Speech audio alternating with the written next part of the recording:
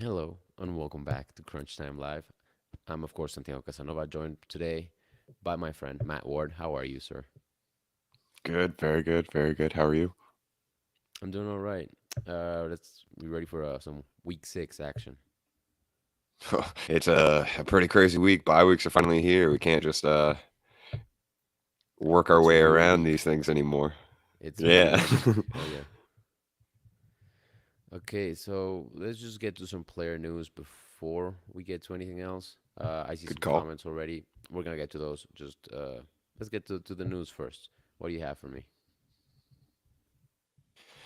Well, we got Dalton Schultz is playing. That's good news for the position of tight ends, which are obviously, especially in a bye week, really difficult to come by viable starters. But in all honesty, he hasn't really been a viable starter even when healthy. So that's kind of a guy I'd obviously look to pivot off of at any moment. Obviously, the healthy destination is trending upwards for when Dak comes back, and hopefully Prescott can and Schultz can maintain some of that target share that he had that led him to two top 12 finishes in back-to-back seasons. So yeah, good news for his overall rest of season outlook, that he's been cleared and is fully practicing after dealing with that PCL sprain.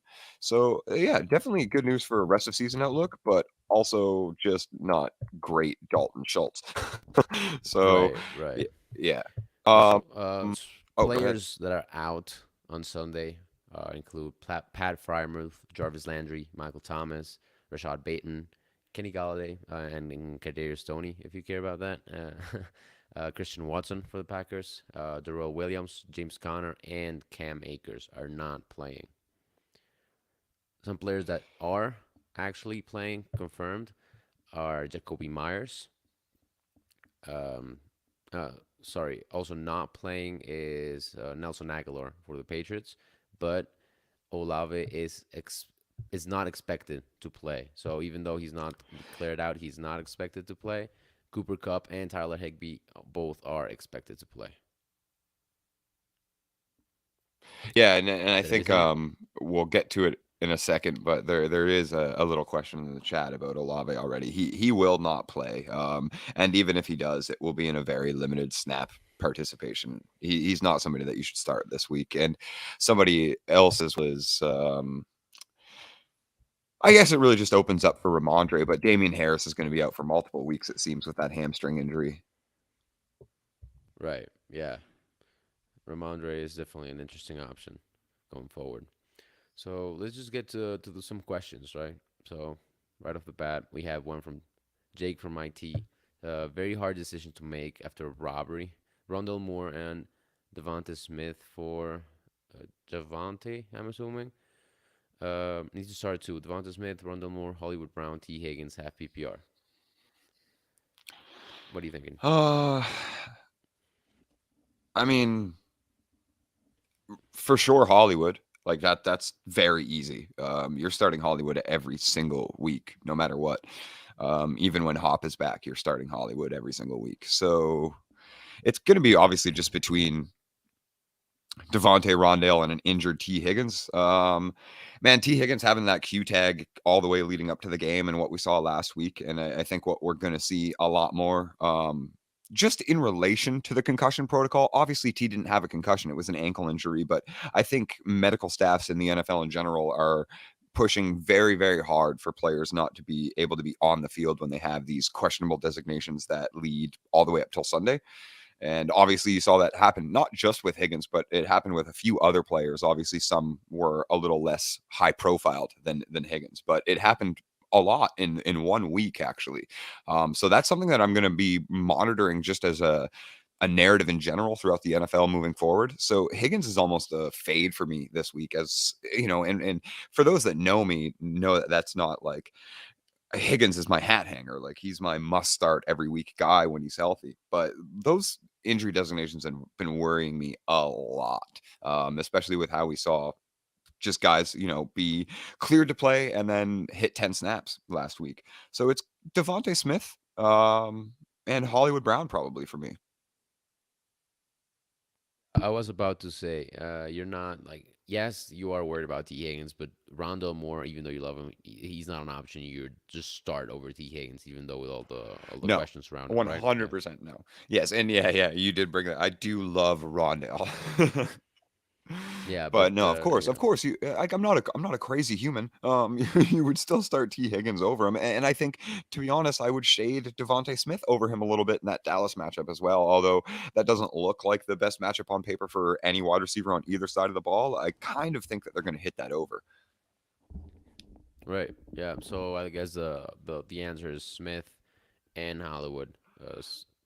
I mean, when you have those type of players like that level of replacement, you don't have to feel That's as bad That's kind of sitting why T. I'm Higgins. pivoting Yeah. towards Devontae. I mean, in a vacuum, it's Higgins and Hollywood. In a vacuum, Higgins and Hollywood. And if you feel fine and confident about starting him off of that Q designation, then by all means, yes. In a Right. vacuum, it's Higgins and Hollywood. But I do not feel comfortable about that.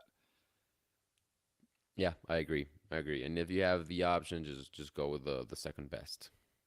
All right. So there you go, Jake. Hopefully that's helpful. And good luck. Now let's check. Brandon says they haven't ruled Olave out yet, but I mean we're pretty much certain that he's He not gonna play. he is, yeah. And for all those listening, there is a guy on Twitter, his at Nick Underhill. He is my favorite beat writer of all any NFL teams, and just so happens to be the beat writer for my favorite NFL team. But that guy's tapped in, and he knew Olave wasn't playing on Wednesday. Right. So yeah, there you go. Easy. So in this case, Rondo to replace him. Yeah. Yeah. Yes, Easy answers. awesome pivot. Then Brandon says thanks for the pregame show, boys. Love the following podcast as well. Hey, Appreciate you, Brand. yeah, thank you, thank you. Well, we'll keep it going. Now we have Alejandro says, "Happy Sunday. Let's win some fantasy." Yes, it's time. Yes, First off, a couple. Full PPR start one wide receiver and one running back. Pittman or Mike Williams, Henderson, Walker, or Jeff Wilson. These are interesting. I'm gonna start. Full I'm gonna start PPR. Mike Williams over Pittman. Okay. Okay. For sure. I mean that the Colts offense just hasn't looked up to par in general. No more or no Keenan Allen again. Right. Expected back in week 7. And yeah, Mike Williams has been a little up and down with his opportunity share without Mike Williams or without Keenan Allen rather, but at the same Yeah. time when he is up, he is quite literally, a top 3 wide receiver. So yeah, it's going to be Williams over Pittman. I don't have much problem with that at all in this matchup in this offense. The Chargers get a pretty decent matchup on Monday night. Running back, I'm not starting Henderson almost ever. So Jeff Wilson or Kenneth Walker the third, that's definitely much closer. I kind of want Kenneth Walker. I kind of want Kenneth Walker in that high scoring matchup. I really think that the Cardinals and Seahawks are going to hit that over 10 times fold. Kenneth Walker to me, and I know this was posted on Twitter, but I love the analogy is like Kenneth Walker, like imagine Damian Pierce and how great of an asset he's been. And I was very wrong about it, but imagine Damian Pierce in a high scoring offense. Like that's what you get with Kenneth Walker. Yeah. Yeah. Yeah. I definitely agree on Kenny Walker. It's 100% for me starting Kenny Walker over the other two. Henderson is not exciting. Jeff Wilson, same, and Walker just walking into walking into that starter role by himself. So even if he's just like average, he's gonna get the opportunities. And for me, it's a little bit tighter between Pittman and Mike Williams. Not gonna lie, I do see the Williams point though. So I'm just gonna agree with you for the sake of advice, and Nice. let's go with Williams and Walker in this case. Yep. So hey, there you go, Alejandro. Hopefully that's useful, and good luck. All right. Tom Brady Stan hashtag Goat says, "Morning fellas, PPR Taysom Hill, Kyle Pitts at the tight end spot. Also, Darrell Henderson or J.K. Dobbins in the flex. First, let's get to the tight ends. What are you thinking here? The fact that Because that's even you're a the Taysom. question Yeah, and a good one. And like the fact that that's even a question and a good one. Um, yeah, crazy. man, it's like as a Saints fan, I can kind of easily say it. Like Taysom with one of the offensive weapons out is kind of a dart throw. Taysom with both or multiple of the offensive weapons out of the Yeah, yeah. offense, like he's a must start tight end. And there's no Mike Thomas, there's no Jarvis Landry. Yes, Alvin Kamara played full last week, but didn't really get hot until the fourth quarter. So I do still kind of think that the Saints they're not gonna utilize Taysom the same way that they did last season. Or last week rather. You just can't have that type of success on the same play over and over and over and over again. Like nobody can stop QB power for 6 yards, but stopping it for 130 is definitely possible. But man, like that's where that gets really, really tough. Is Pitt's coming off an injury designation, only cleared for one practice, coming in completely full on Sunday, but even Drake London was, a product of Arthur Smith refusing to give routes to his best receivers. I'm I'm not feeling like Pitts is a must start option here. It kind of comes to ceiling versus floor. Obviously, Taysom has a floor that exists as 0. So does Kyle Pitts, but one of them can give you tight end 1 overall upside, and it seems like that's Taysom Hill right now. And he has. And he has, and he's tight end 11 in points per game, and has caught 2 passes all season. So, like, I mean, it's just it's crazy that we're even come to this. But I'm gonna start Taysom Hill. Fuck it, like, yeah, I'm gonna start Taysom Hill over Kyle Pitts. Yeah, no, and then Dobbins. Fuck Darrell Henderson, man. Yeah. Oh yeah, definitely. It's Definitely Dobbins, by the way. For sure. So yeah, easy enough there. No Nazareth High School legend this week, sadly. I know, but we love some Jahan Dotson. And then Brandon said facts. I don't know which part, but yeah, I agree. Facts. Yeah, it's all facts here. Another one from Alejandro says, half PPR sit to Mixon, Henderson, Walker, Pittman, and Singletary. Just right off the bat, we're saying Henderson. Right. Yep. So man, people are really excited about Henderson this week, even like just because of the Cam Akers sitting out for personal reasons thing. And I've heard rumors of potentially considering retirement and trade rumors and cut rumors amidst all of it. So people are feeling really confident about Henderson. But I want to remind you that Henderson is worse than Cam Akers, and like look what Cam Akers was doing to a point that they won't put him on the field when healthy. So I'm not confident in Henderson even without Akers in the lineup for the rest of the season outlook. Sitting 2, I'm gonna still start Mixon. I'm definitely sitting Henderson. Agree. So Walker, Pittman, or Singletary. I'm starting Walker just based on opportunity. Yeah, me too. So I'm probably sitting Singletary. Really, against the Kansas City matchup? I mean, I don't hate it. I don't hate that. Pittman, I feel real bad about the Colts pass catchers in general. And I know, like, on paper, the Jaguars are supposed to be a little bit of an easier matchup, but they simply haven't been. The one positive of that team that has consisted through 5 weeks is the defense. Yeah, I you know what? That one's tough. I think I might sit Singletary too. Pittman just for the target share. I'm definitely starting Mixon and Walker. Like that is for sure. I'm starting Mixon and Walker. Yeah, I think I'm gonna agree with you, Cass. Here, I'll lean towards the side of opportunity and just go with Pittman, who has a larger opportunity share than Singletary. I would even be like the decision for me would be more between Ken Walker and Devin Singletary than Pittman and Singletary, right? So okay. For me, it'd be like Mixon, Pittman, and then debate Walker versus Singletary, because in that case you have like the veteran running back, which we know what he can do in a plus matchup, versus the rookie just starting out his role. However, we expect him to have just a huge workload, right? So that's the debate here, and I'm leaning Walker anyway. Yeah, I know. I hearing that, I definitely agree, and I mean, I do have a little bit of like Walker played 80% of the snaps after Penny went out and received 100% of the backfield opportunity share. Rushing wise, obviously DJ Dallas saw like I think 2 targets, but yeah, I do think that Ken Walker is essentially like quote unquote league winner for the rest of the season. That offense just has no signs of regression in store. Everybody is maintaining ridiculous efficiency, and obviously they're putting up numbers against every defense. You look at what they did against New Orleans last week in a matchup that I thought was very bad for Geno Right. Smith that he took advantage of fine. Yeah, Cardinals are also without Byron Murphy, so that's gonna I get just open up the field a little bit. That's their best coverage corner.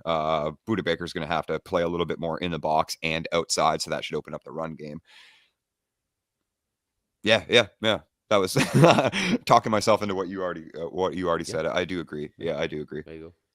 I think you can sit Okay, Singletary so here. I guess Alejandro, we're going Mixon, Walker, and Pittman for this one. Yep. Good luck with that. We have Joe in the chat. He says, "¿Qué onda, hermanos? What do you like? Who do you like? D Jackson or ETN full PPR? I think that's Right. Dion or Dante Jackson, right, from the Colts. Yeah. The third, Which I mean, well, starter he's today. yeah, he is the starting running back today, so that is a justifiable start sit for sure. Me being the ETN stan and fan here, I Right. think I that's was about obviously to where say. I'm gonna lean anyway. But I'll explain a little bit why to get off Jackson. I mean, they did call Philip Lindsay up permanently from the practice squad, so he's on the 53-man roster. He Right. was active last week, and then they sent him back down for potential in-week transactions, which obviously all NFL teams are being very liberal with this year. But like if Philip Lindsay earned a significant portion of the opportunity share, over 40% of the rushing share in the backfield with Jackson last week. I still think he's going to have a sizable workload. So if there's 25 carries to be had in the Colts backfield, it's probably 12 and a half to 12 and a half or you know what I mean, 12 to 13. So that type of upside in that offense, the way that it's been rolling, it's not really a high scoring upside. And then you're just looking for rushing work, really. Obviously, Philip Lindsay is going to be the Naheem Hines of the offense, where Hines is listed out as well. So I'm going to go with Right. ETN here. Yeah. He took over a sizable portion of the snap share, a sizable portion of the opportunity share. Robinson had looked very phenomenal coming with the aspect of him coming back from an Achilles injury. So I was feeling really good about that. But all in all, like, pretty ineffective. And I think the Jaguars offense is starting to realize that they can't just rely on these, busted lanes for James Robinson to run off 45-yard gains for a touchdown. And ETN is by far the most explosive and effective back of that offense. So yeah, I'm leaning ETN here in a matchup that should utilize both Jacksonville backs. Right. Just as a quick intermission, I'm gonna say if you're watching in the app, because I don't know if you know this, you can watch Crunch Time live within the Fantasy Football by Brodo app. If you're watching in the app and would like to ask some questions, go on YouTube, youtube.com/Brodo Fantasy, and you can comment. We're like the guarantee is that we're gonna get to your question. This is the Crunch Time guarantee. Every single question gets answered, and we'll do our best to give you good advice. If you're not on the app and you're on YouTube, welcome. Come ask some questions. Anyway, there you go, Joe. That was the question. I'm sorry, the answer by Matt. I agree with him. Honestly, it's hard to trust Jackson in this current situation. So it's ETN time, full PPR. Let's go.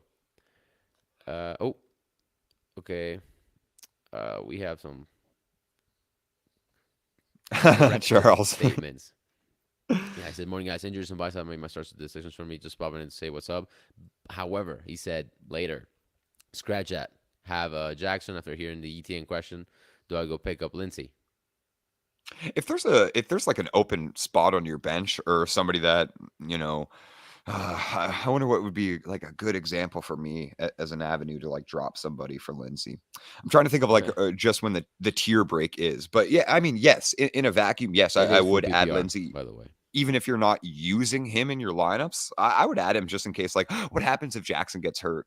He might have a little bit more value there if Taylor remains out. And if Jackson were to get hurt and Naheem Hines remain out, then Philip Lindsay would obviously have a role next to Jonathan Taylor, even if he's healthy.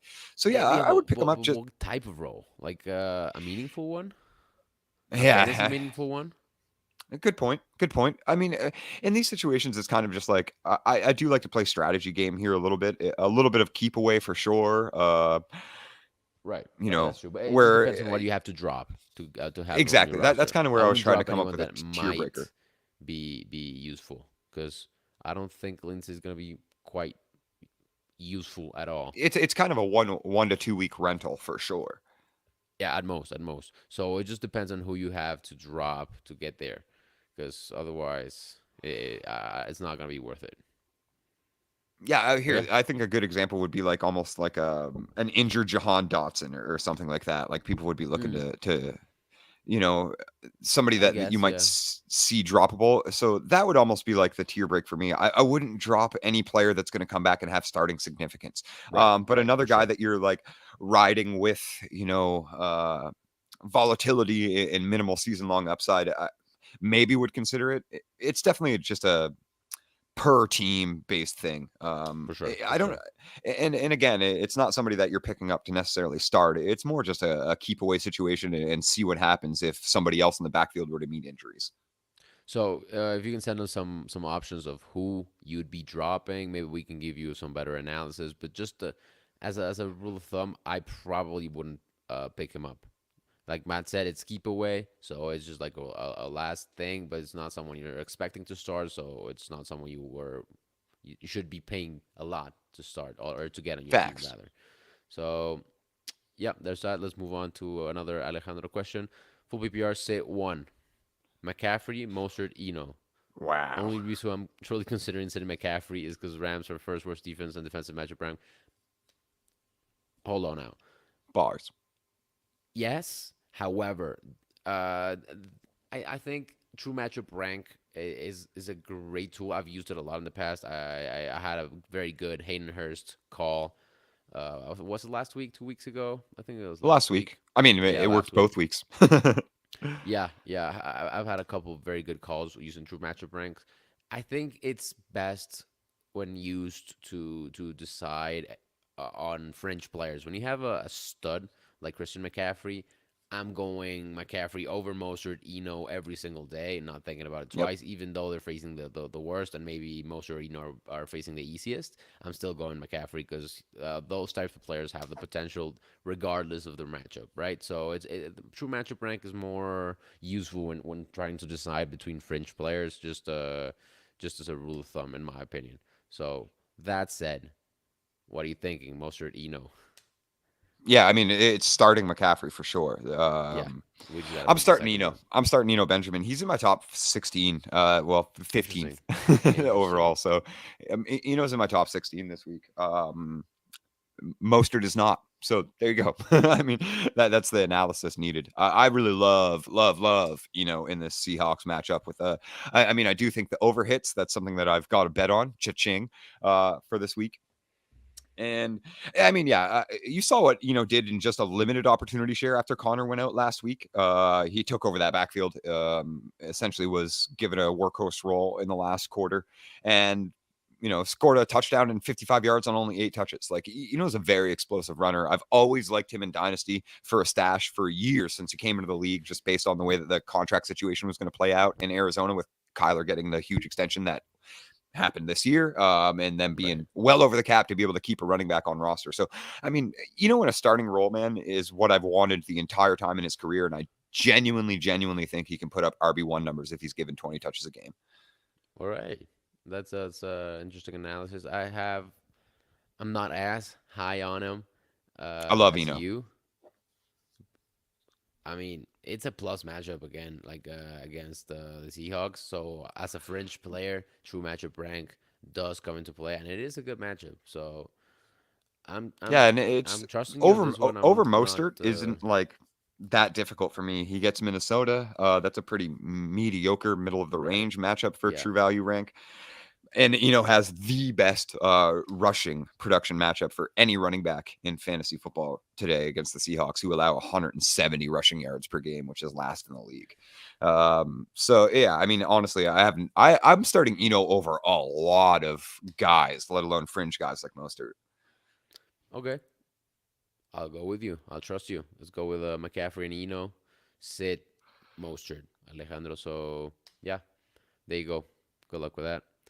Uh, we have I think it's more context for another question. So Henderson is a good play, but do you think you should consider him more because he gets catches going as the top six easiest run defense, one for receiving back. He gets full workload. Right. Honestly, Let me just circle no. back to the question. Oh, sorry. Oh, it was this question where we were sitting Henderson and Singletary. So it would be starting Henderson over Walker or Pittman, pretty much. Yeah, I'm That not would doing be that. the I mean, alternative. and I mean, this is like to what extent the guy has 12 receptions and 68 yards through 5 games. Like, is that really a pass catching back? I mean, yeah, he catches passes more than Cam Akers does, but 12 receptions for 68 yards in 5 games. That's it. You're talking about 18.8 points through 5 games. Like it's. I mean, no, I'm not. I'm not starting Henderson. Oh, especially over those options. Yeah, well, there you go. It's explained now. So Jake from IT, sanity check, Taysom over Hunt in the flex. I mean, you called him a must start now that Olave It's and, almost and Michael yeah. Like Thomas it's are it's out. it's hard not to. He's a top 12. He's a top. Well, you're not starting him over Mark Andrews, but flexing him over Right? Kareem No, no, but Hunt just even just for the flex, for the flex. like I don't hate that. I don't. I don't hate that. Belichick is very good at doing one thing consistently as a great defensive-minded coach and Hall of Fame coach in general, and he can take away the top option. That is what he does. That's what he's great at doing as a defensive-minded coach, and he does it every single game. It's every single game that the Patriots played this week or this year. They've taken away the top option. The top option in Cleveland is undeniably the run game. I think he'll look at Hunt and Chubb as the same entity, just whoever is in the backfield stop that guy from getting yards. I don't hate it. That's a ceiling over safety play for sure. I think Hunt is probably a little bit of a safer play. Right? Yeah, I agree. I agree. However, Taysom has the potential to just blow up, and it's not the tight end spot because you have Mark Andrews already there.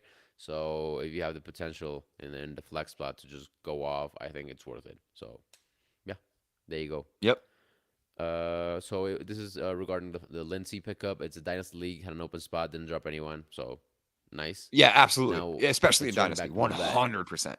Yep. Jackson and Lindsay. Well, what are your Yep. thoughts on that? It's like if Uh, you have to uh, start one, it's Jackson, right? Jackson. Yep. Jackson for the rushing. Just for the rushing totals.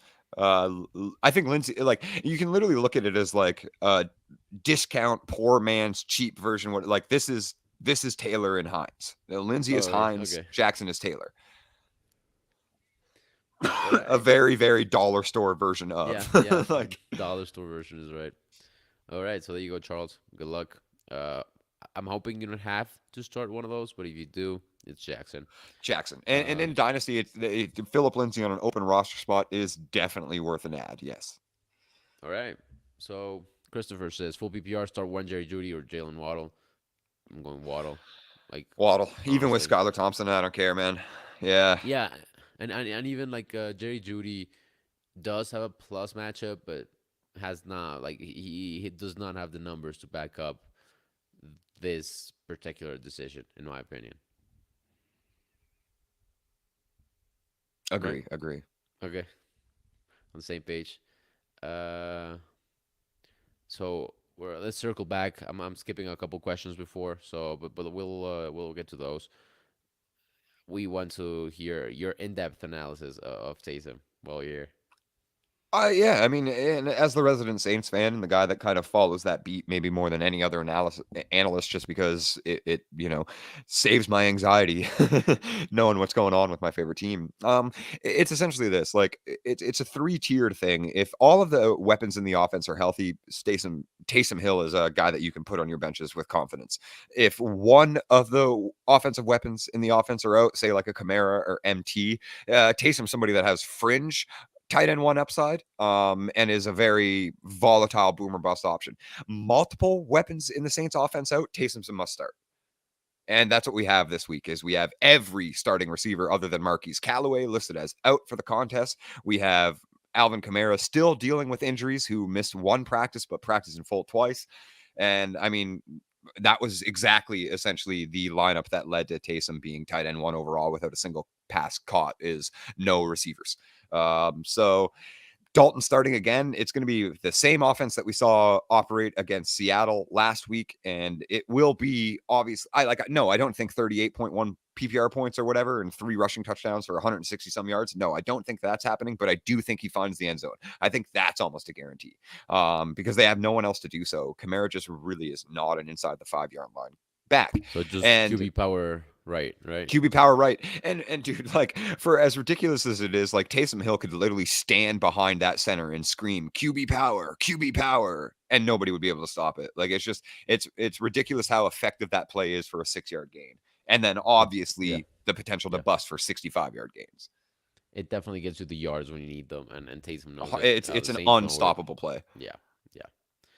All right, so let's circle back to the earlier questions. We have full PPR, Kyler or Gino. I know you had some Wow, thoughts about Gino.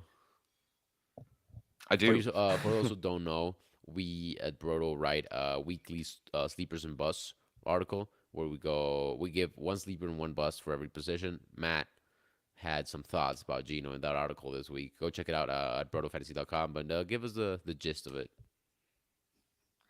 Well, I mean, I was covering value report this week for Proto Fantasy, which was essentially I was looking through the true value rankings and noticed one constant that was very interesting, and it was that Geno Smith, DK Metcalf, and Tyler Lockett were in the tops of every category.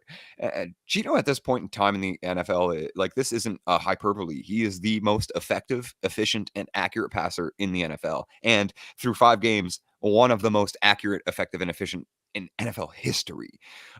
He's second with Josh Allen in yards per attempt. He's first in accuracy, first in expected yards, fourth in or QB3, or fourth, yeah, QB4, sorry, in true throw value. It's ridiculous what Geno is doing after a 9-year career of essentially irrelevance and journeymanship in the NFL, and is now legitimately, like, all analytics point and all metrics point is he is the most effective and accurate passer in the NFL. That said, Kyler's rushing floor and the Seattle matchup, which I've already said earlier on that I do expect the over to hit in that matchup, and it is the second highest over under total of the week in general already. I can't sit Kyler for Geno. I can sit a lot of guys for Geno this week, man, but Kyler is not one of them. And then I'm gonna start over London. Like that, yes. This was a question made for you because you're a big Kyler fan. Gino was your sleeper. Eno was your sleeper. You're a big London fan. So I think this Yeah, is the like right this is question for you to answer. tailor made, and I don't have those references either. I know it seems a little. It definitely is fringy starting Geno over Kyler, and I just wouldn't do it. Like I can't. And Kyler, last 2 games, week 4 rather was his highest rushing total, and then week 5 was higher than that. So he is starting to run a little bit more, which so confusing that Cliff Kingsbury wasn't calling rollouts for that kid doing what he does behind the line of scrimmage and after the fact. Obviously, I can never sit Kyler. If it's not a bye week, Kyler's my QB1 in QB1 territory at that. London Right. over, it shouldn't be that hard. It shouldn't be that fringy. It is, of course. Oop, almost knocked my mic over. It is, of course, just considering the target share. A little bit of a decent matchup for London here too. But man, I have in my top 15. Like I'm starting Benjamin over almost everybody this week. That's Just at least in a everywhere you have him. yeah, absolutely. That's at least in like that should I start territory. No, I'm not benching like Christian McCaffrey for him, but if it's like a should I start London or for sure. All right. So there you go. I'll be sure to follow that advice as well later when I'm doing my lineups. We have Big Will in the chat. Good morning. Oh Hope you my guys are doing great. guy. I am very happy right now. So welcome, Will. He has a question as well. Half PPR. Flex spot between Pickens, Juju, Garrett Wilson, DJ Dallas, or Drake London. So I'm guessing just like start one out of Pick all one. of those guys. Yeah. Yeah. So I mean Juju has the best scoring matchup, but a difficult true matchup ranking against the Bills. Jets offensive pass catchers are a disaster with Zach Wilson. And I don't mean that from like a bad perspective. It's just Zach Wilson attempting 24 passes a game is a lot different than Joe Flacco attempting 55. Right. Like that's really what it comes down to. He's literally halved their pass attempts per game since Zach Wilson has been back. Halved. That's fucking crazy. So Wilson's tough, a very tough start in a not great matchup. DJ Dallas, I don't think you're going to start over Drake London. To me, it comes down between Pickens, Juju, and London here. And Pickens gets the Bucks. I've already said I would bench Drake London this week for Benjamin. I don't have Pickens in the same tier as Benjamin, so I do have Juju a tier above. I will say that. yeah, that one's honestly that one's really tough for me, man. I'm gonna err on Juju. I'm gonna go Juju. Fuck. I am too. And it should Yeah, be a very, very, very good game. So if you're it's putting it's stock gonna. into that, I mean, it's so tough watching Juju consistently lead the wide receiver room in opportunities. yeah, yeah, He's also 15th in true target value right now, and like wide receiver 55 in points per game. I do think there's positive regression coming. There's got something absolutely, has to meet in the absolutely has middle, to, and it's has it's to. certainly not going to be a consistent wide receiver 55 points per game throughout the season. Something's got to meet in the middle. He's the only one in that offense that hasn't found the end zone yet, too. Which we know touchdowns are incredibly volatile and unpredictable, but when you're looking at like 8 different members of the starting offense on a Kansas City offense against Buffalo, and all of them Yes, have scored except for Juju. Like, yep. I feel yep, weird about it just yeah, because how much I love Juju and how the season has played out, obviously. But he's still a start for me. I'm still starting him, and I think I'd start him over Pickens. yeah, yeah. I agree. I'm definitely starting Juju over Pickens. So it just stands out in that group of players when you read the names. Even like I think Juju I would rather have. So there you go. Good luck, Will. If you have any other questions, let us know. We have Joe here. I have Callan in Hollywood. What do you think his upside is when Hopkins comes back? So this is more of a Wide receiver future one. question. Wide receiver one. I think Hollywood is the wide receiver one in Arizona. Really? No, 100%. Yes. no, no Oh no, I said Atkins. that. I said that well before the season started and ate a lot of heat on Twitter for it. Yeah, man, you're talking about a 30-year-old wide receiver coming off of a significant injury that he needed steroids to heal and got caught using them. Honestly, like Hopkins did not look great last season in that offense. He had the career low in every single metric as far as efficiency goes, and obviously participation due to the injury. But like yards per route run, yards per target, targets per route run, all of it. It was just bad year for Hopkins, even before the injury, even before like through weeks 1 to 6.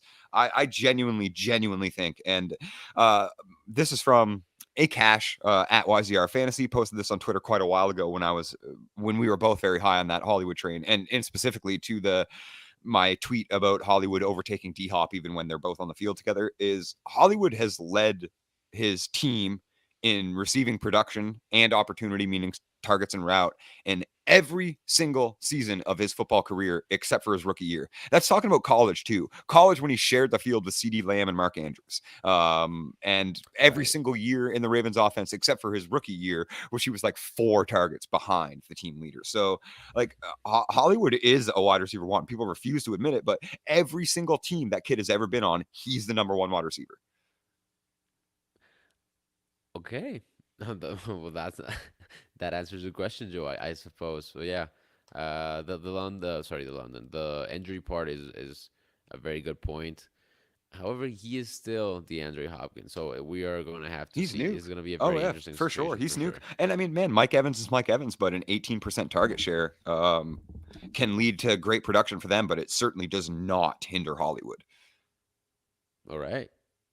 Okay. This is going to be interesting. Great question, Joe. So we have Boyd in the chat. Good morning, legends. Good morning, man.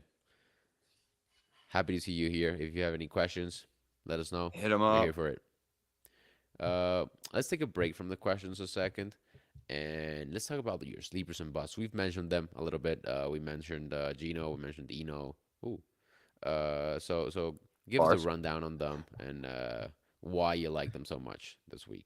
Yeah, I mean, it's actually a good time for that too, considering how many questions we're getting popping up about Benjamin. I'll give you the quick skivvy on why I feel he's such a viable starter this week.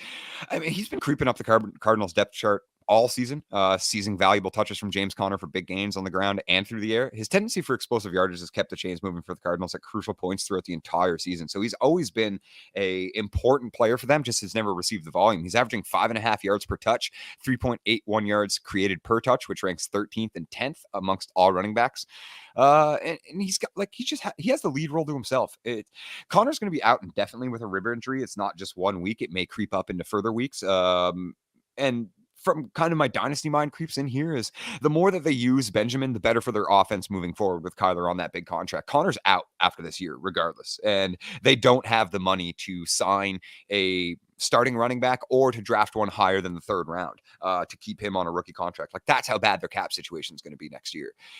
And as far as this matchup goes, the Seahawks are conceding 172.2 rushing yards per game, 24.4 points per game to opposing running backs, points over average of 32.1%, and a true matchup rank of 6th overall to the position.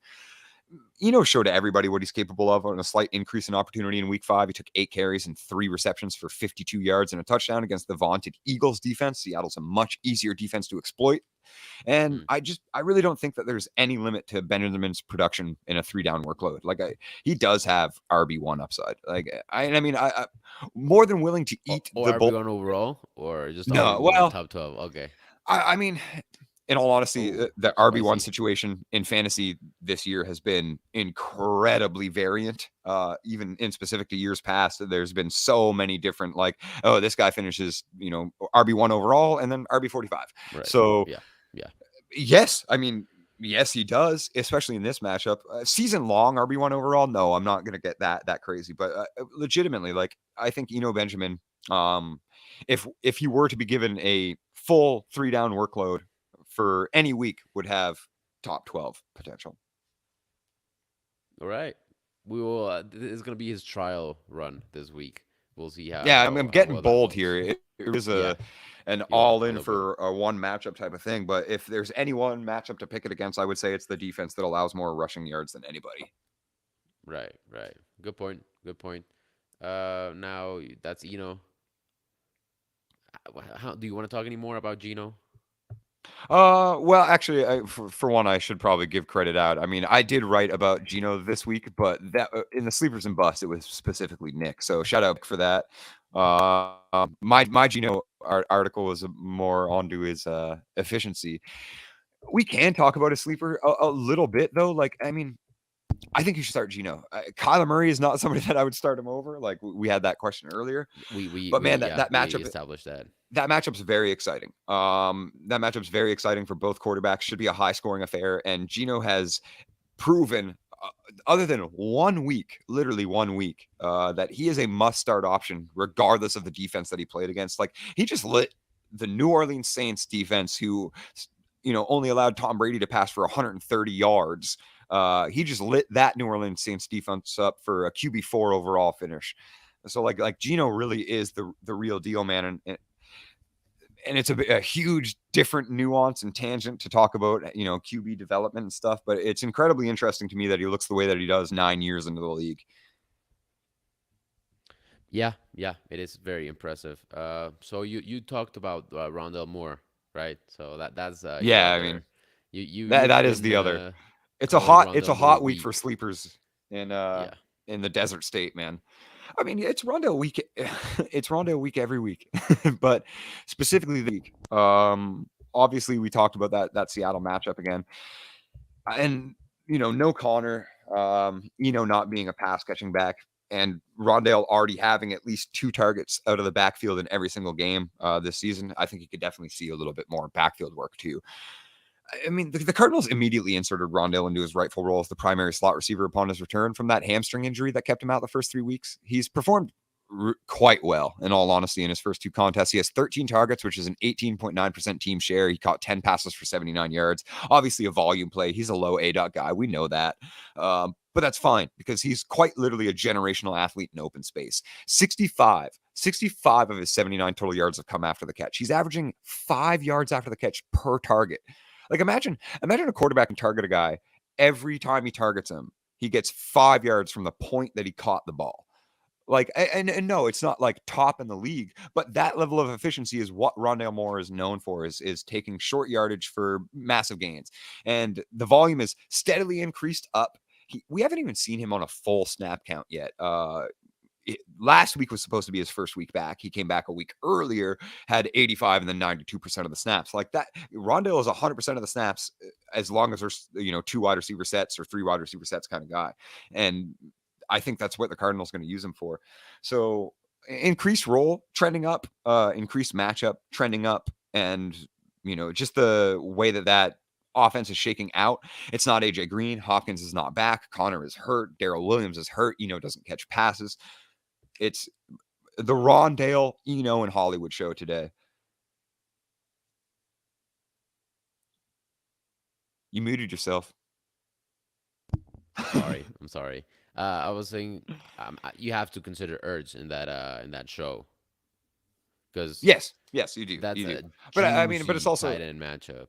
a very juicy, very good. And yes, if there's any further questions, starting Ertz over, I guess in the top five of tight end options for sure. I mean, I have to tweak my rankings a little bit still, but probably top two.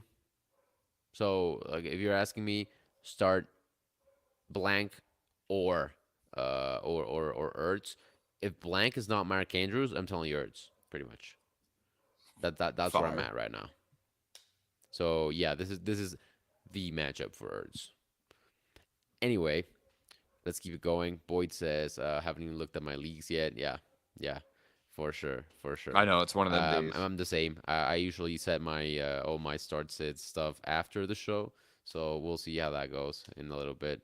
Andrew has a question. I see the love for Taysom. Are you starting him over Njoku? I'll let you take this one. Yes. Oh, yes. You've been very vocal about Taysom, so It's just one of those. I mean, no, I want to like get right out of front of it. You're not getting. Don't chase last week's points. You're not no, I getting mean, that. no, definitely not. But you are probably going to get a touchdown, and you are probably going to get like 40 rushing yards from the tight end position.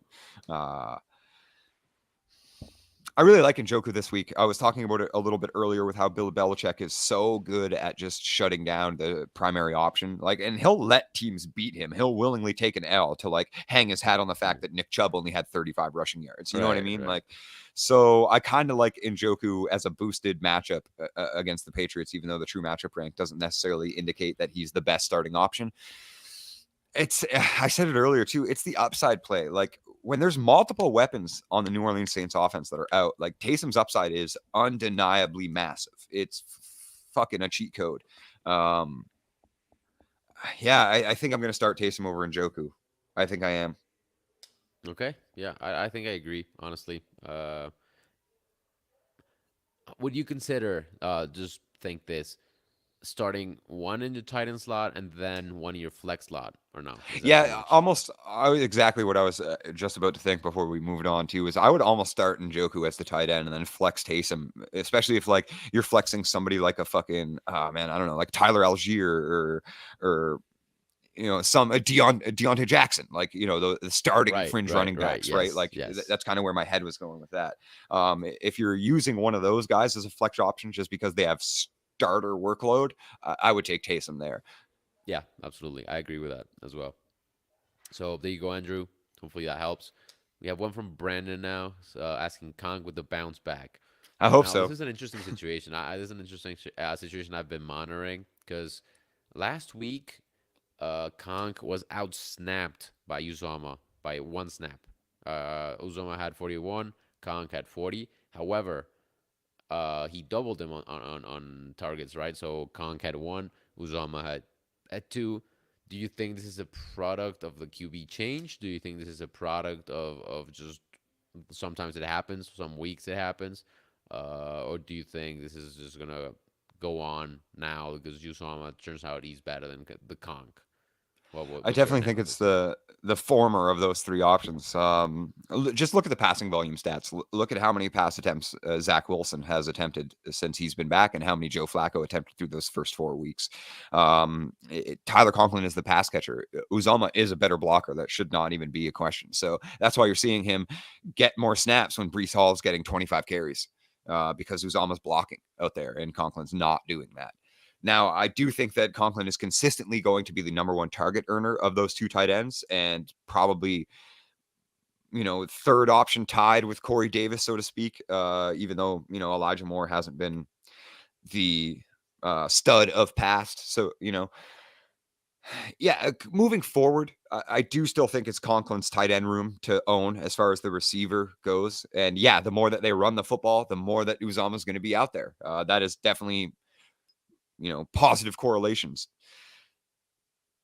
This matchup's a lot more difficult, I think, to think Conk bounces back in this week. Specifically, the Packers aren't a great offense to work against when you're looking at pass catchers. They're a decent enough defense that they have stemmed the production of all fantasy pass catchers so far this season, with exception of a few, big blowups. I do think Conk is a viable starter still, but bounce back this week, not necessarily. You muted yourself again. I I just don't want to cut you off, so I'm being cautious I'm here. sorry. But I'm no, dude. Go yeah, I ahead. Cut me agree. I off. agree. The Conk is not definitely not the set it and forget it tight end he was at the start of the season. So let us know what other options you have, so we can see whether it's viable for you to start the Conk or someone else in this situation, right? So, all right, we have another question from Tom Brady Stan hashtag goat. This one might be obvious. I don't think it is. I've been seeing it in the chat for a little bit. So Romeo Dubs or Juju in the wide receiver two spot. He says he's leaning towards Dubs because he's been heating up. So what are your thoughts on this? Because this one hurts as a big Juju fan and proponent. Just to look at it, it hurts. It hurts. So It does. And I mean, considering that that's where the tier has come to, that's actually a right, viable question. right. It's definitely painful. And I mean, in a vacuum, that question is a lot harder. With Dubs being what he is and Juju kind of falling to the wayside. But this matchup lends me to believe that Dubs is a benchable player. Mm, I'm not super. I mean, Sauce Gardner and DJ Reed have just been absolutely phenomenal. You know what? I'm going to shout out Tim for a second. At Brodo FF right. Tim, the EIC editor in chief of the Brodo Fantasy Football Podcast. In the podcast that we held this week, the Thursday week preview, he sent a note that was saying Sauce has allowed less than 60% completion rate and under 33 yards in all games but one. And against Cincy, he allowed 51 yards on 2 catches. So there's your over 33. DJ Reed, on the other hand, hasn't allowed more than 26 yards in coverage in a single game, and the longest reception against him is 19. So you're talking about two corners that quite literally average together 59 total yards of receiving production to opposing wideouts. So I'm not feeling Romeo Dubs in this matchup. One of those corners is going to shadow Dubs. The other one will shadow Lazard. It's another big 13 target Randall Cobb game coming in, man. We did highlight Cobb a couple weeks ago. I remember as the option there. But yeah, this is interesting. And also, well, something to consider is the matchup here because like the Bills are not an easy matchup for wide receivers either. No, Right, you, no, you not at all. mentioned Sauce Gardner, but Juju has not been great, not as great as we'd liked him to be, and is in a tough matchup as well. So it's definitely not an obvious one, as he said or she said at the No, start, I no, right? no. So But I do think so. With almost all things being equal in this sense, as far as like the production that you've seen throughout the season from them, Dubs obviously has, other than last week, but 2 decent weeks in a row.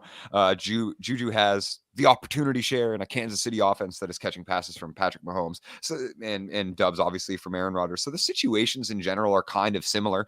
And with that being said, I'm going to lean towards the guy that has ridiculous over under scoring total. And a much, I guess you can't say easier, but Bills against the slot receiver is where they kind of allow a little bit of a cushion.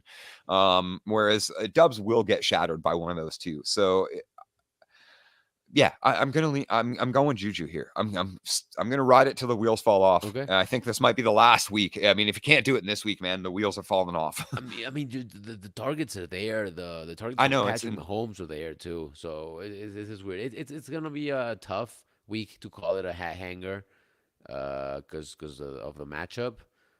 Who do they have next week? Do you know? Uh, They have the No, not off the 49ers. top of my head. Yeah, I was gonna say I know it's an interconference matchup. Okay, so that's gonna be interesting. Wait, and it's not interconference. AFC, NFC. It's a West Intra thing. Wait. or whatever the fucking right Yeah, yeah, word yeah, is, yeah, where they cross over. yeah, yeah, yeah. But yeah, I get it. Also, he added later that then shouldn't he pick up Cobb and give him the start? I think you stick with Juju still, Yeah, in my opinion. So yeah, it's not easy, not obvious as you said first. However, Juju does edge out both Packers for me. I agree.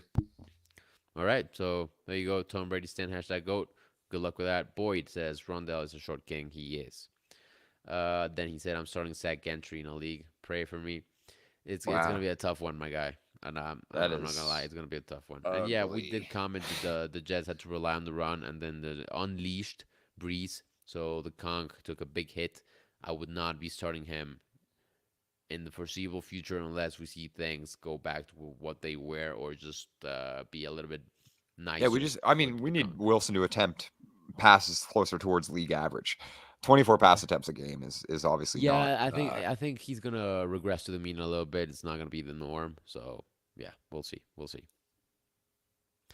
All right, we have another one from Andrew. Good luck, Brandon, by the way. Thank you for all the help, boys. So, with your advice, start Kyler QB. Do you like to stack with Rondell this week at flex or ride with Eno with that matchup? I mean, Oh, they're both stacking. So, you're what killing me. this is yeah. You have to pick between your children.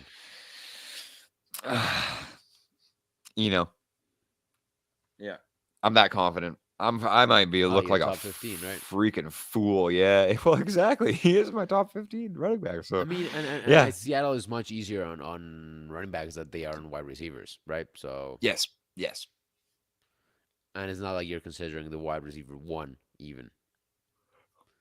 So it's in true. that case, I think It's true. Eno is the play here, even full Yep. PPR. And I mean, I had a DM earlier too that was like, should I start J.K. Dobbins even though I have Lamar Jackson? Like that was the question, and I was like, that doesn't make any sense. like because you have one of them doesn't make the other one Right, scoring differential, and you know what I mean? Like, right, yeah, right. Lamar's going to steal rushing work from anybody in the backfield, but it doesn't stop J.K. Dobbins from scoring points on his work.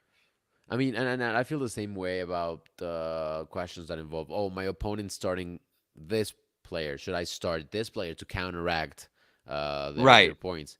And I think you should always look to start the player that's going to give you the most points, or you think is going to give you the most points, regardless of what the opponent has or any other variables. Just look for points. The canceling out thing, I'm not a fan because it doesn't even work most of the time. You start. Rashad Bateman to counteract Lamar Jackson, and then Devin Duvernay catches 2 touchdowns, right? So you Right. counteracted nothing, and then you got no points. Well, yeah, you got less points than you would have starting someone else, and because you started Bateman, right? So that's where I'm at. Good example. So yeah, um, just write out. I don't know why we're talking about that, but yeah, just write it out with the players Just who won. the stack of a, Yeah, you know, yeah, right. John, full PPR start, two running back and a flex. Stevenson is a for sure. Yeah, yep. but need to choose another running back and a flex between Miles Sanders, Darrell Henderson, or Jacoby Myers. Jacoby. Yeah, I mean, this is I'm That was gonna easy. give you a sneak peek. Yeah, for the flex for sure. Now we just gotta pick another running back. We Yes. have a Patreon at Broto, so it's patreon.com/BrotoFantasy, I suppose. And one of the perks is we have some DFS lineup optimizers that I run, and I'll give you a sneak peek. Jacoby Myers shows up in those optimizers and a couple of lineups. We have a couple of generic lineups. Jacoby Myers shows up there. So that's all I'm gonna say. Now for the other question, Sanders the other over part of the Henderson. question. Miles Sanders over Henderson. Yeah, we've talked about Yeah, man. Henderson. Not big on Henderson this week, even though I'm not Cam really. I Akers don't was really out. care But about the workload or the supposed work rate. Like I really don't care about his workhorse role that may or may not be coming in the first place, and his low level of passing. Again, he doesn't really catch passes. He catches passes because it's a passing offense. Like they only run the ball 12 times a game. And obviously, like, are you really a pass catching back if you're getting out targeted by Ben Skowronek? Like, so, Yeah, you know what yeah, I mean? agreed. Yeah, increased workload is kind of like, I don't really care. Daryl Henderson is incredibly ineffective. That offense has looked rough. The rushing game has looked rough. If we're hoping for 3 passes for 45 yards and a touchdown, I'm not willing to chase those points. And I mean, I don't think you're ever going to see more than 60 yards rushing from any Rams running back unless they trade for Kareem Hunt. That would be fun though. Could you They imagine that? should. Yeah, yeah, They yeah, yeah. definitely Oh, should. and now that McCaffrey's on the move, Oh my God. Could you imagine Christian McCaffrey in that Rams offense? It would just be, that would be insane. uh, That would be insane.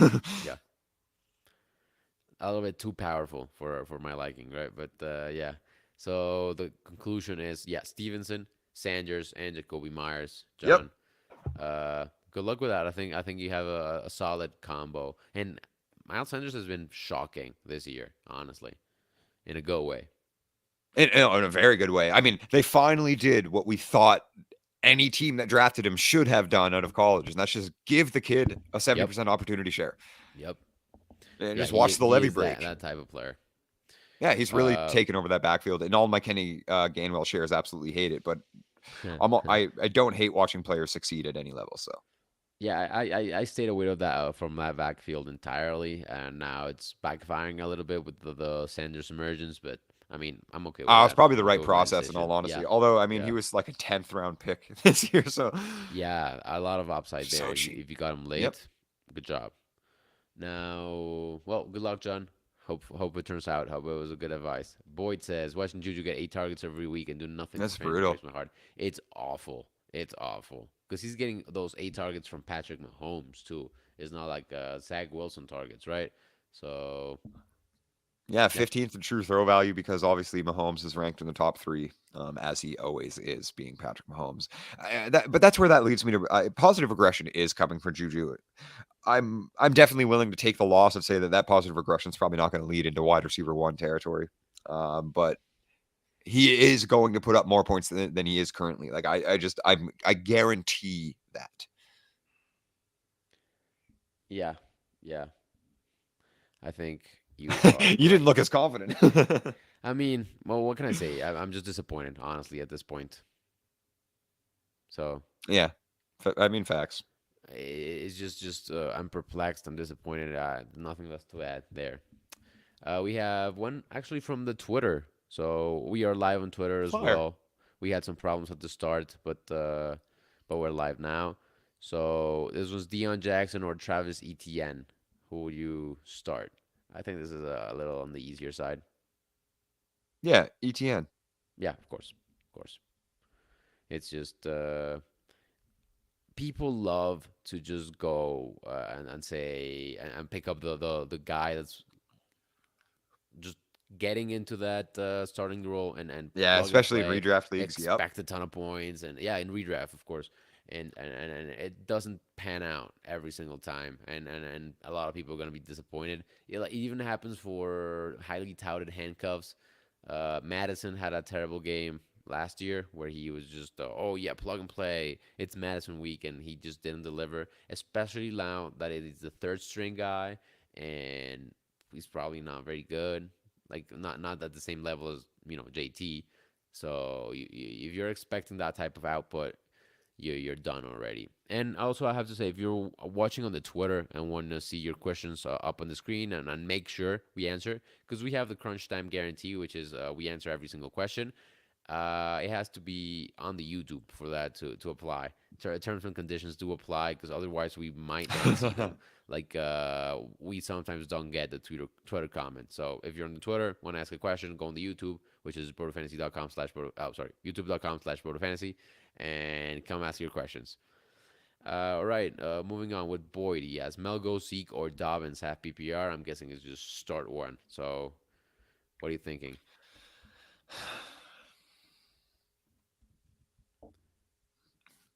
Doesn't Melgo get LAC? The run Yeah, funnel. so no. I think for me it's between Dobbins and Zeke here. Yeah, I'm gonna lean Dobbins. Mm. Actually, for me, it was kind of between Melgo and Dobbins, but I'm leaning Dobbins Oh, anyway. okay. Take me through the process. I am curious. I mean, it was kind of one of those things that you know a couple weeks ago, to touch back on it, like I wanted to start Dobbins, and you had convinced me that it's probably not the best idea his second week back And off it the wasn't. surgery, and I was like, I That was was a like, mistake. and it, That was it a went mistake. well. And I would have the reason why wanted to and why I was citing that is all I want to see is a 60%, 70% snap share and 55, 60% opportunity share for Dobbins in that backfield. And if he gets that, he's a must start option for me. Well, he's got that now. And yes, last week wasn't like the best performance, but the snaps were there and the opportunity share was there. It was in the exact range that I was projecting him to be a must start option. So if the Ravens are going to keep doing that and potentially ramping it up as he gets back from off this injury, like, yes, Dobbins is a must start option for me with a 60% opportunity share Mm. of a Ravens backfield. All right. Okay. Okay. I'm gonna have to trust you on this one because last time I said don't start Dobbins, and that was a terrible decision.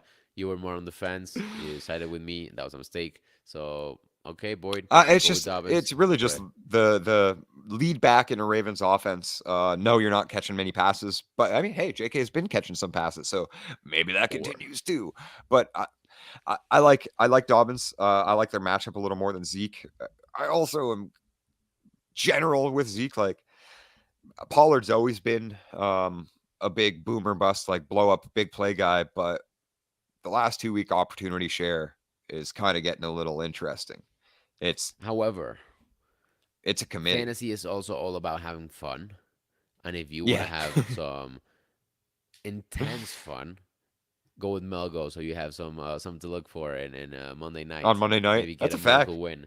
No, I'm joking. I'm joking. Go with Dobbins. Maximize points. Crush your opponents. No excitement. Just domination. That's how it has to be, right? So yeah, there you go, Boyd. Good luck with that, my guy. We have one from Joe. Hey, have you guys ever rolled out without the kicker because you don't want to get rid of anybody from your bench? I'm in that predicament. Yes. I've I done that a have, bunch of however, times. check your league rules. I know some leagues require you to have like a valid lineup. I run Right. one of those, so you can't have any injured players unless it was like a very last second thing. Even though like Femi, one of the guys that works at Brodo as well, they have a very strict. If you have an injured player in your lineup, it's an auto loss for the week. So when we had the late Kamara's out news, I think it was 2 weeks ago or last week, one guy just forgot like or was asleep during that time and just auto loss on that week because it's very strict rules. So I Wow. would say just check with your commissioner, with your league rules and stuff to make sure it's all okay. And if yes, and you feel comfortable taking a zero on that spot, go right ahead. So okay, we have follow up as I have JT, Pierce, Olave, Russell Wilson, Gallup, ETN, Waller, and Swift. So yeah, it's not very droppable like at all. Yeah, I mean, yeah. Yeah, and completely agree. Like I have done that on multiple occasions.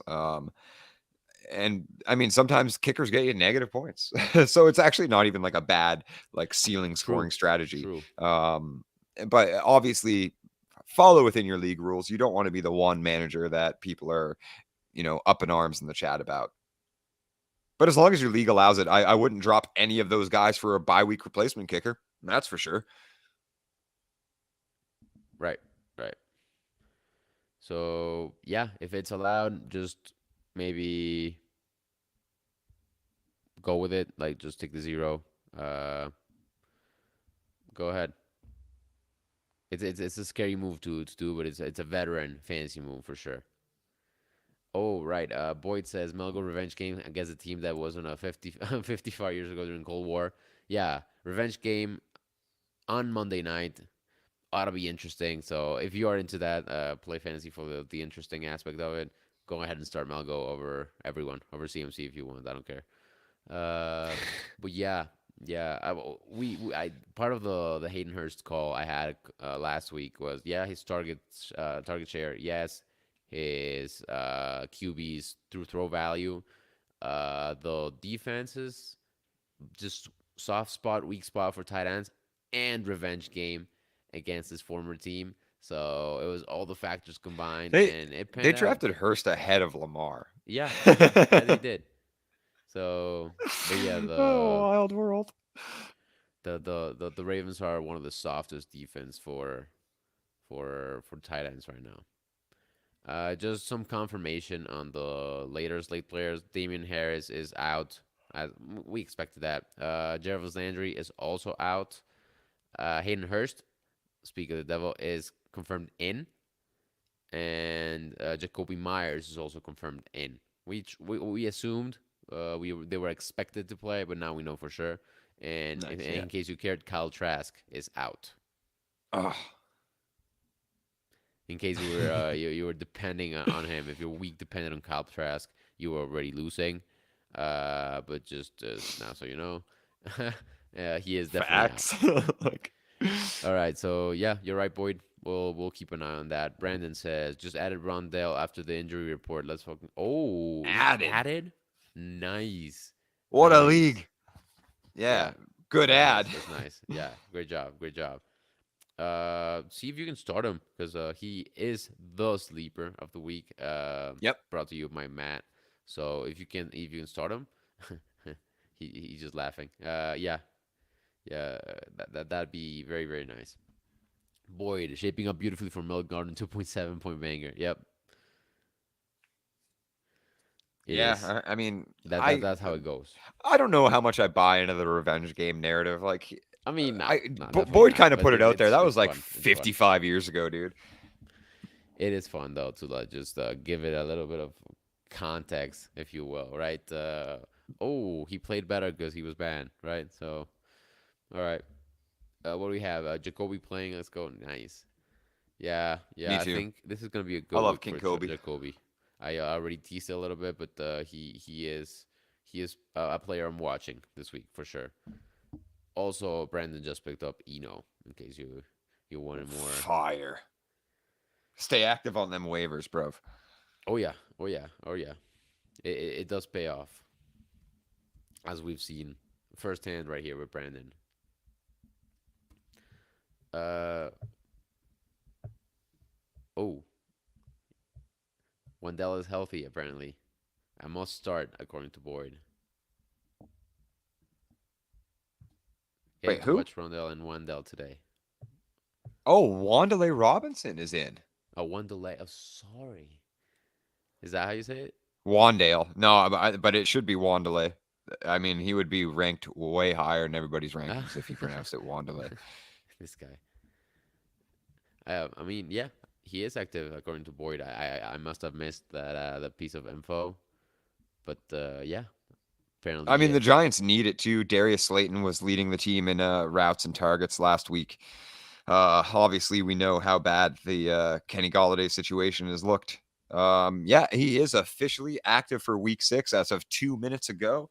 I'm not going to consider Wandale a must-start option until he No, no, plays it's a full definitely not. game. I was joking, and Boyd made sure that the peeps But know. super stoked to see the Short Kings on the field today. And I mean, if all analytics point in the right direction, Wandale is a much better producer than Rondale was at the collegiate level. So there might be a role for him in New York that leads to some significance throughout the season. Yeah, yeah, for sure. Some other news: Cal Pitts is confirmed healthy as well. So, I don't know. That's not. I mean, that's news. and Justice Hill is out, by the way. Justice. In case that was also a pivotal piece of your week, right? So okay, let's move on. Oh, he is starting him in a dynasty league or two. You got to do what you got to do. I think we Yes, I missed think. this Yeah. one. Sorry. Flex. Garrett Wilson, T Higgins, Alec Pierce start one full PPR. We talked about T Wow. Higgins a little bit before, how you'd be very nervous starting him. Uh, what do you think about Garrett Wilson or Alec Pierce are as safer alternatives? I mean, with that said, it's like with those two particular options as pivots, I'm probably going to roll the dice on T. Higgins in that particular situation. I know it's a little bit of a, difficult play as a manager, knowing that, he was questionable, held out of practices, and then we saw him activate for last week and then see, I think, 10 total snaps and no targets. And it is an early game, so once he's locked in, there is no like potential pivot. So yeah, I mean, all of that said, still, man, it's really just a talent and ceiling situation there. I'm going to start T. Higgins over Garrett Wilson and Alec Pierce.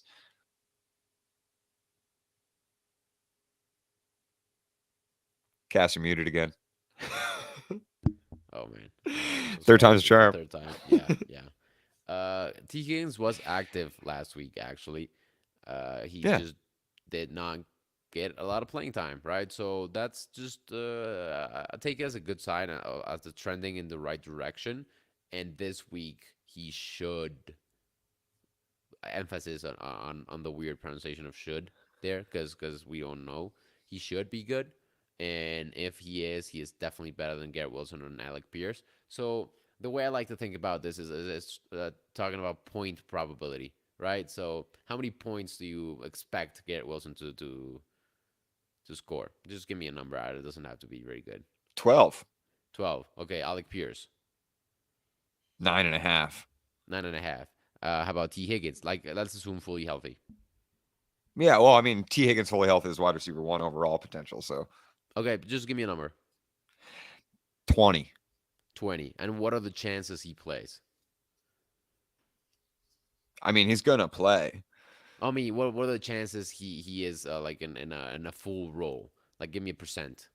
Mm, 70, 72. 70.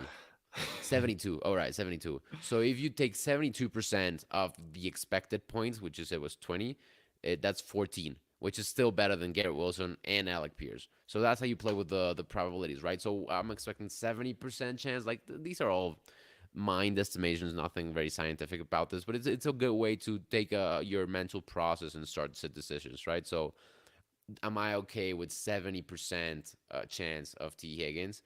Well, 70% of T Higgins points is still better than 100% of Garrett Wilson points, right? So that's just the Right. way I like to think about my matchups and my start set decisions when I'm just not sure if a player is going to be 100%, and you have to be okay with that 70% not hitting, right? That's just part of it. So just take it until the percentages just tell you not to anymore.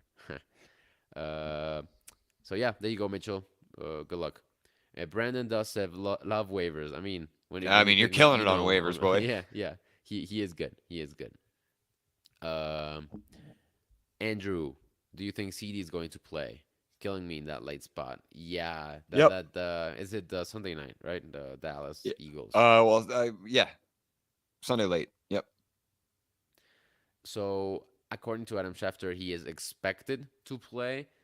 However, this is more of a T Higgins situation, like we had last week, right? So he was expected to play. He did play. He was active. He just put up a goose egg. So it's, let us know if you have any alternative. Like, who would you consider starting over CD if you decided to not go with him because of the injury? So if you give us a little of that context, we can maybe help you a little bit more. Um, so Boyd says, so yeah, Andrew, if you want to give us that, we'll happy to answer. Cal Pitts healthy just to get 2 catches. Man, the amount of posts I've seen just saying, "Oh, Cal Pitts will be the tight end 3 from here on out," like in 3 consecutive weeks, and it's just not coming to fruition. I don't know, man. Well, what are your thoughts on this? It's Arthur Smith, man. I mean, that guy just doesn't want to pass the ball and he doesn't want to let his best players run routes. I don't know what to do or what to think at this point. Yeah, the talent's there. Rest of the season outlook's not good. Definitely falling below Mark Andrews as a dynasty asset. Yeah, I mean, I'm not starting him either. There you go. Yeah, Oh, who are you starting over him? uh, I mean, okay. Here's a good example, and I'm actually doing this actively Yeah, in one yeah, league. yeah, yeah. Evan Ingram is my tight end sleeper of the Ooh. week, and I'm Oh, starting Evan nice. Ingram over Yeah, Kyle yeah. I Pitts. like Ingram. I like Ingram So this like week that's for kind sure. of anyone that I kind of see as potential tight end one upside, which is not hard to break in the top 12 positional. And I'm not saying that Pitts doesn't have that. That would be silly to say, but those guys that I kind of see in that range that have actually been earning targets and running routes. Who Ingram was the second on routes on the team last week and first in targets. Those guys I'm willing to pivot off of Pitts for. I mean, it's Hmm. tough. You drafted him probably in the second or third round. Like I understand how difficult it is, but I'm still trying to put points in Right. my lineup, and Kyle Pitts is not helping me do that. And something to consider: the Colts are eighth in points over average, so true matchup rank against tight ends. So that I mean, points over average and true matchup ranks are huge for most positions, but especially good when it comes to tight ends, right? So I talked about the Hayden Hurst call last week. Evan Engram now faces a defense that's allowing plus 52.8% over the average. So for tight ends, having that plus matchup is a huge selling point, right? So that's why I was excited again for Ertz as well because they're facing Seattle, who are number one. But other than that, coming back to Engram, yeah, Engram is very much over like a sleeper, tight end sleeper of the week. So yeah, there you go. Well, that's a Kyle Pitts analysis. We got to dive into him a little bit. Boyd, no lines this week. That means they can't hurt me. Ooh, you'd be surprised. They can always hurt you. Yeah, but yeah, we do like Engram. That was a little bit of our analysis, and Yes, sir. he is in a good spot. I'm not super excited about him. However, he does have that potential. Uh, Jim says, "Good morning. Hey, good morning, Jim. PPR pick two: Kirk. I'm assuming Christian, Higby, DJ Moore, Boyd Armstrong, of course. Uh, Oh, you I'm can. kidding. It's Tyler Boyd. Okay, so PPR. I'm guessing not Pick tight two. end premium. So Right. Higby is a little bit funny in that group because people don't usually like to start tight ends in the flex. But what are you thinking? I mean, I would start Higby over Boyd. So it's not I mean, that yeah, that over Boyd, crazy. yeah. He's been getting a consistent amount of targets and yards. Well, don't Matt let Stafford Nick bully just funneling hear that. pass attempts into the white boys in the offense. Right. You know, this actually kind of might be a little crazy. I think I'm going to start Kirk and Higby and bench DJ Moore and Tyler Boyd. Okay. Okay. I mean, for me, it's so hard to bench DJ Moore, right? But I see Yeah. your point. I mean, he's just not doing it this week. We'll have to see how the offense works now that Matt Rule is gone and Right. fired. Right. But I mean, if there's a week where you can just take the chance and not start DJ Moore, is probably this. Oh, because is Baker even starting? I don't think so. No, it's PJ Walker. Oh, so yeah, okay. I mean, that actually probably is good for DJ Moore in all honesty. Just a lot of change. I'd have to But see the yes. offense before I'm Yes. confident starting DJ Moore. And like you said, Higby is consistently getting targets and yards, so just might as well, right? So yeah. Good morning, Jim, and go with Kirk and Higby. Good luck with that. Yeah. That's where I lean to.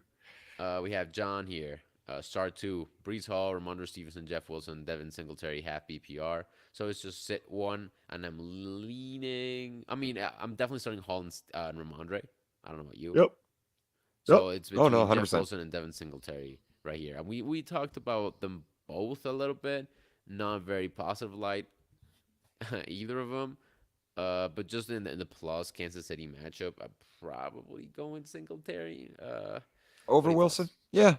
I mean, there's just so much end zone upside and potential for Yeah. everybody on that offense, right? So that's kind of where that analysis starts and ends. Is there's just going to be a lot of points on the board in the Bills Chiefs game, man. And Devin Singletary is likely a benefactor of that. I wouldn't doubt it for him to find the end zone this week. Same cannot be said against or about Jeff Wilson. That's kind of it. I'm really just erring towards the side of the highest over under total that we've had set this year. All right. So I'll trust the lines. Let's trust the lines. Let's trust the lines. Uh, Something that I would never do, like hashtag fade the public. But oh, I mean, yeah. Well, I've talked about the lines ad nauseum, so I I'm know just gonna, we've I'm gonna stop. I'm gonna stop myself. Andrew, CD Lamb follow up is three starters on bye. Yikes! Only option to replace CD are London, Rondell, and I'm starting Kyler Eno. I mean, you're Rondell and London, man. So, would you do it? Would you not? but only options to replace CD are London and Besides, Rondale. either just hang out with CD's questionable expected to play, or replace him early because he has the late game, right? He has the Sunday I night I, game.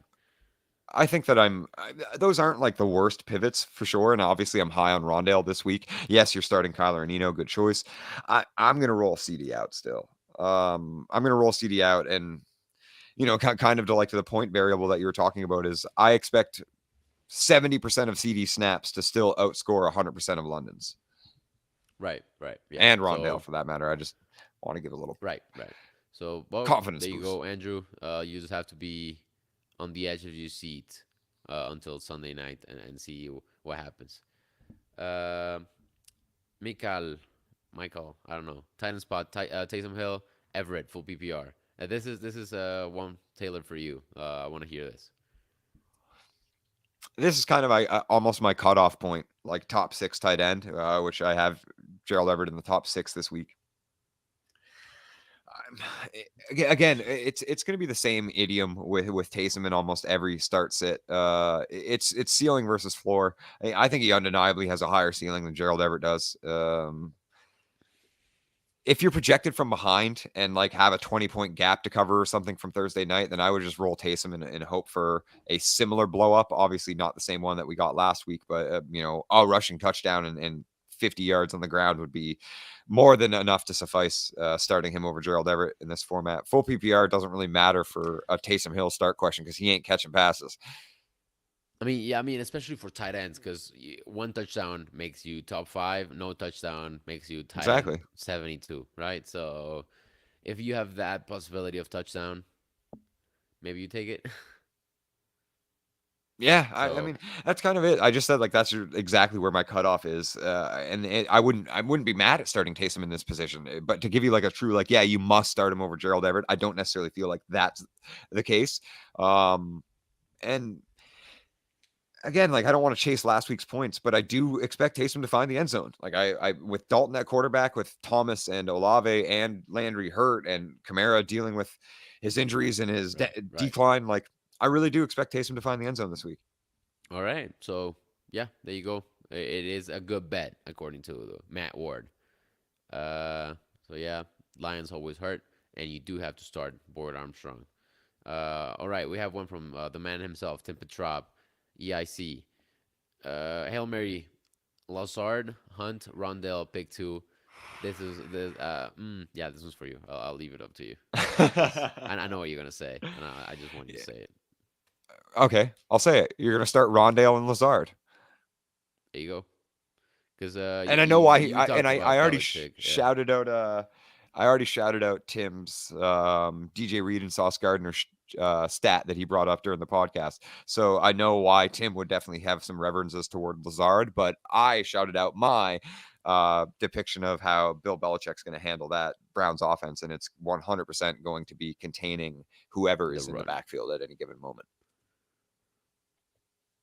Indeed, that is correct. So yeah, Rondell for sure, and then Lazard. Uh, that Hail Mary heave would be a fire SNL skit name. Oh yeah, Hail Mary heave. Yeah. Uh, they're just having a The full wake and blown bake. conversation in the chat, so I'm just gonna skip through that. Happy belated birthday! Thank you, sir. It was my birthday this week. Just got done with some celebrations The yesterday, goat. so yeah, yeah. Well, looks like we're just 1 minute away from ending our session. So let's just get to the final comments. Great analysis as always. Thank I you appreciate it, for John. tuning in, John. Everyone that tunes in, we have a couple of viewers right now. It's always your questions are always appreciated, and then your interactions. So hopefully we give you the advice that brings you the championship, right? So, ooh, Tim said that's what I have too. So we're just confirming priors. That's also great. Just when you ask someone else and they tell you what you already decided, it's a great feeling. So anyway, thank you for tuning in to Crunch Time this week. We will be back next week, 10:30 to 12 Eastern every single week. Join Every us, Sunday. ask questions. Andrew says, "Thanks for the answers, boys. Have a high scoring Sunday. You too, man. You as well, man. Yeah, it's fantasy time. So Let's get it. thank you for tuning in, and we will see you next week."